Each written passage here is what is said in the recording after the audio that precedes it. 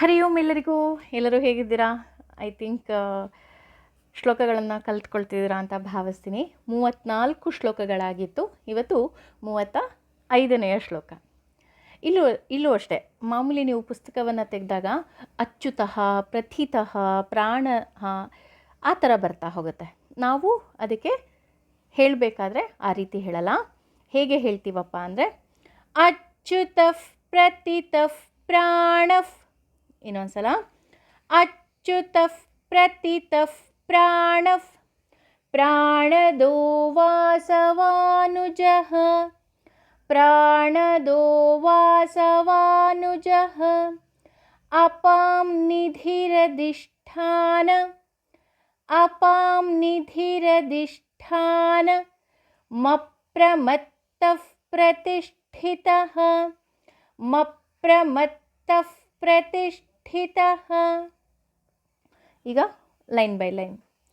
ಅಚ್ಯುತಃ ಪ್ರಥಿತಃ ಪ್ರಾಣಃ ಪ್ರಾಣದೋ ವಾಸವಾನುಜಃ ಅಚ್ಯುತಃ ಪ್ರಥಿತಃ ಪ್ರಾಣಃ ಪ್ರಾಣದೋ ವಾಸವಾನುಜಃ ಅಪಾಂ ನಿಧಿರಧಿಷ್ಠಾನ ಮಪ್ರಮತ್ತಃ ಪ್ರತಿಷ್ಠಿತಃ ಅಪಾಂ ನಿಧಿರಧಿಷ್ಠಾನ ಮಪ್ರಮತ್ತಃ ಪ್ರತಿಷ್ಠಿತಃ.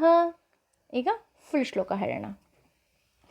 ಅಚ್ಯುತಃ ಪ್ರಥಿತಃ ಪ್ರಾಣಃ ಪ್ರಾಣದೋ ವಾಸವಾನುಜಃ ಅಪಾಂ ನಿಧಿರಧಿಷ್ಠಾನ ಮಪ್ರಮತ್ತಃ ಪ್ರತಿಷ್ಠಿತಃ. ಇನ್ನೊಂದ್ಸಲ, ಅಚ್ಯುತಃ ಪ್ರಥಿತಃ ಪ್ರಾಣಃ ಪ್ರಾಣದೋ ವಾಸವಾನುಜಃ ಅಪಾಂ ನಿಧಿರಧಿಷ್ಠಾನ ಮಪ್ರಮತ್ತಃ ಪ್ರತಿಷ್ಠಿತಃ. ಓಕೆ, ಈಗ 36ನೇ ಶ್ಲೋಕ. ಇಲ್ಲೂ ಅಷ್ಟೇ ಸ್ಕಂದಃ ಅಂತ ಬರುತ್ತೆ. ಮುಂದೆ ಸ್ಕಂದಧರೋ ಇರೋದ್ರಿಂದ ನಾವು ಹೇಳಬೇಕಾದ್ರೆ ಏನು ಮಾಡ್ತೀವಿ ಅಂದರೆ ಸ್ಕಂದ ಸ್ಕಂದಧರೋ ಧುರ್ಯೋ. ಇನ್ನೊಂದ್ಸಲ, ಸ್ಕಂದ ಸ್ಕಂದಧರೋ ಧುರ್ಯೋ ವರದೋ ವಾಯುವಾಹನಃ ವರದೋ ವಾಯುವಾಹನಃ ವಾಸುದೇವೋ ಬೃಹದ್ಭಾನು. ಇಲ್ಲಿ ನಾವು ಕಟ್ ಮಾಡಬೇಕಾದ್ರೆ ವಾಸುದೇವೋ ಬೃಹದ್ಭಾನು ಅಲ್ಲಿ ನಿಲ್ಲಿಸ್ತೀವಿ. ಯಾಕೆ ಇದನ್ನು ಹೇಳ್ತಿದ್ದೀನಿ ಅಂತ ನಿಮಗೆ ಮುಂದೆ ಗೊತ್ತಾಗುತ್ತೆ. ಈಗ 3ನೇ ಲೈನು, ವಾಸುದೇವೋ ಬೃಹದ್ಭಾನು ವಾಸುದೇವೋ ಬೃಹದ್ಭಾನು ರಾದಿದೇವಃ ಪುರಂದರಃ ರಾದಿದೇವಃ ಪುರಂದರಃ. ಇದು ಬಿಡಿಸಿ ಹೇಳಬೇಕಾದ್ರೆ ವಾಸುದೇವೋ ಬೃಹದ್ಭಾನು ಆದಮೇಲೆ ಆದಿದೇವಃ ಪುರಂದರಃ ಅಂತ ಆಗುತ್ತೆ.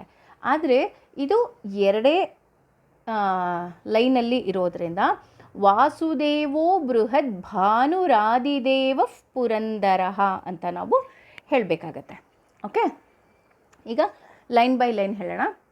ಸ್ಕಂದ ಸ್ಕಂದಧರೋ ಧುರ್ಯೋ ವರದೋ ವಾಯುವಾಹನಃ ಸ್ಕಂದ ಸ್ಕಂದಧರೋ ಧುರ್ಯೋ ವರದೋ ವಾಯುವಾಹನಃ.